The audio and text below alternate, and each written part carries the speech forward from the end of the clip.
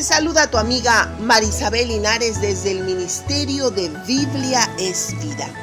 Hoy con nuestro Salmo capítulo 2, el Señor y su elegido.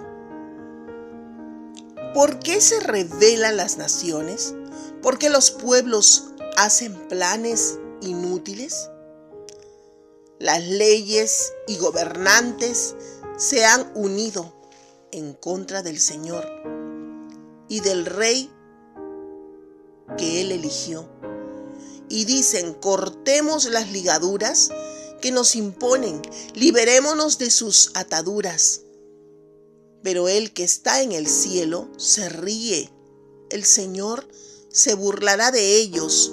Luego les habla enojado. En su furor los aterroriza diciéndoles: yo he consagrado a mi Rey en Sión, mi monte santo. Y el Rey elegido dice: déjenme explicarles el decreto del Señor. Él me dijo: tú eres mi hijo, hoy me he convertido en tu padre, solo tienes que pedirlo y te daré por herencia a las naciones. El mundo entero será su propiedad. Tú las golpearás con cetro de hierro y las harás pedazos como las ollas de barro. Así que les digo a todos ustedes, reyes y líderes de la tierra: despierten y escuchen mi consejo. Obedezcan al Señor con temor y respeto. Adórenlo con fervor. Demuestren que son leales a su Hijo para que no tengan motivos de enojo. Si no le hacen, estarán perdidos. Cambien pronto su actitud y evitarán así su cólera. Afortunados todos los que buscan protección de Dios. Salmos capítulo 2 del 1 al 12. El salmista David nos dice que el gobernante que Dios eligió no está siendo respetado y que están conspirando para desatarse de las ataduras del Señor. Sin embargo, no debemos ansiar soltarnos de su mano. Él es el soberano Rey, nuestro Señor, y el que se opone a la autoridad. Veamos lo que dice en el libro de Romanos. Romanos 13, 1 y 2. Todos deben respetar la autoridad del gobierno, pues no hay autoridad que no venga de Dios. Los que están gobernando fueron puestos por Dios. Por lo tanto, quien se opone en contra de la autoridad también se opone en contra de lo que Dios ha ordenado y será castigado. Pero ahora veamos que este texto nos indica también que Dios se enciende en su furor en contra de los que se rebelan. El salmista David nos dice que en vez de alejarnos de Dios, necesitamos reconocerlo como nuestro Rey y también servir al Señor y alegrarnos en Él. Sin embargo, necesitas entender que debemos tratar al Rey del universo con mucho respeto. Dios es amor y es todo bondad, pero no debes sentirte tan amado ni tan amigo de Él como para que te olvides del respeto. Temor y temblor, dice la Escritura. Efesios 6:5. Siervos, obedeced a vuestros amos terrenales con temor y temblor, con sencillez de vuestro corazón, como a Cristo. Mira también que en el texto te dice que su Hijo será el dueño de toda la tierra. Adórenlo, dice. Y para concluir, temer a Dios no es lo mismo que tener miedo, pues las Escrituras son claras cuando dicen, Proverbios 8:13, el que respeta al Señor rechaza el mal. Yo detesto el orgullo, la arrogancia, los malos caminos y la boca que dice mentiras. La versión Reina Valera dice: el temor de Jehová es aborrecer el mal. la soberbia, la arrogancia, el mal camino, y la boca perversa la aborrezco. Recuerda que Él es nuestro Rey y merece nuestra reverencia. Y si entiendes la palabra, ponla en práctica. Rechaza lo malo. Pide ayuda a Dios para evitar acceder a las tentaciones y así honrarás al Rey. Ahora veamos un poco de contexto.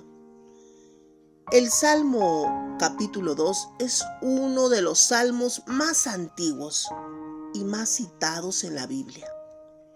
Se cree que fue escrito por el rey David, aunque algunos estudiosos atribuyen su autoría a otros autores.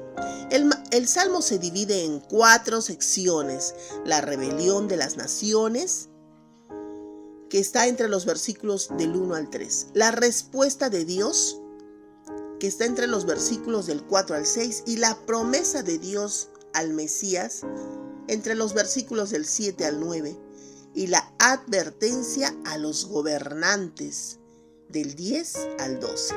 Ahora puedes tú volver a leerlo, hacer un estudio bonito, porque la palabra de Dios es preciosa y necesitamos analizarla. Es el complemento que necesitamos para nuestra vida.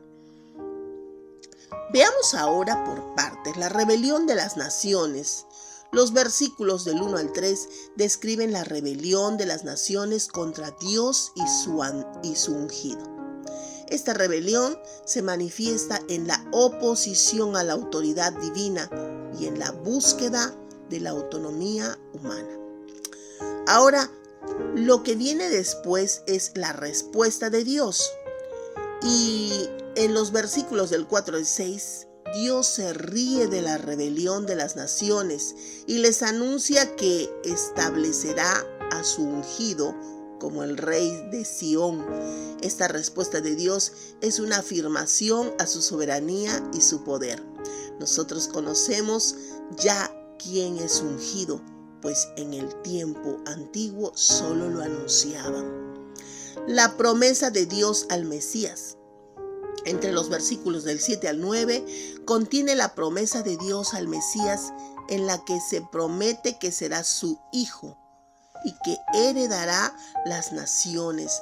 Esta promesa es una afirmación a la relación especial entre Dios y el Mesías, su propio hijo, quien viene a cumplir una misión tan especial, sin la cual no tendría propósito nuestra fe.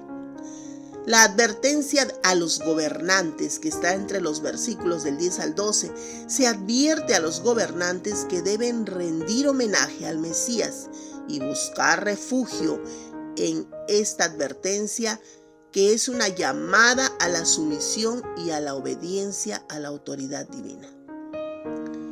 Ahora, vamos a ver que nuestro Salmo 2 tiene varias aplicaciones prácticas que nosotros necesitamos saber para poder ir incluyendo a nuestra vida.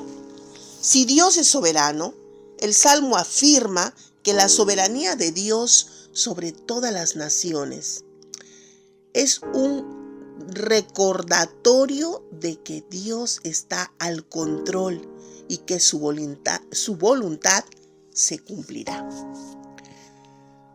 Ahora vamos a ver la importancia de ser sumisos, la importancia de que cada uno debemos someternos.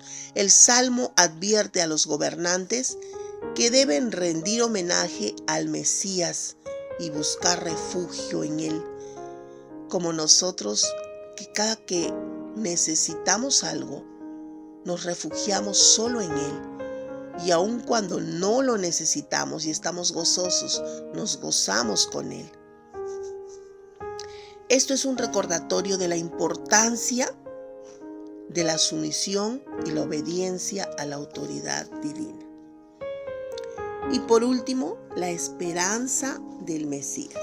El Salmo contiene la promesa de Dios al Mesías, en la que promete que Él será su hijo y que heredará las naciones. Esto es un recordatorio de la esperanza que tenemos en el Mesías y de la promesa de que Dios nos salvará a través de Él. Qué precioso es estudiar la palabra de Dios. Digo estudiar porque no es suficiente lo poco que podemos leer por allí, comentarios, no es suficiente. La palabra siempre es amplia y cada vez que tú la lees, el Señor te revela personalmente qué es lo que tú debes hacer. Tú has escuchado este mensaje y escúchalo primeramente orando. Y si no lo has hecho, puedes volverlo a escuchar. Ora al Señor y dile: Dios, ¿qué quieres enseñarme el día de hoy? Porque la palabra de Dios es personal. ¿Qué te enseñó el Señor con esta lectura? ¿Qué te mostró que debes hacer? ¿Cómo te habló a tu corazón? Eso es algo que solo es para ti, de forma personal. Dios es un Dios personal, no lo olvides. Él te habla solo a ti. Habla en forma general, pero también habla en forma personal. ¿Qué te dijo Dios el día de hoy que debes poner en práctica, que no debes olvidar? ¿Qué te hizo reflexionar? Lee la palabra de Dios. Te animo a que vuelvas a leer el Salmo 2 con las explicaciones que te he podido compartir y que ahora ya sabes. Que Dios te bendiga y que tengas un precioso día en el Señor. Si gustas de los mensajes de la palabra de Dios, es hora que nos ayudes a compartirlos para poder llegar a más hogares. Y no te olvides que todos los días estamos haciendo devocionales, un tiempo especial para pasar con Dios. Suscríbete, comenta y comparte todos los días.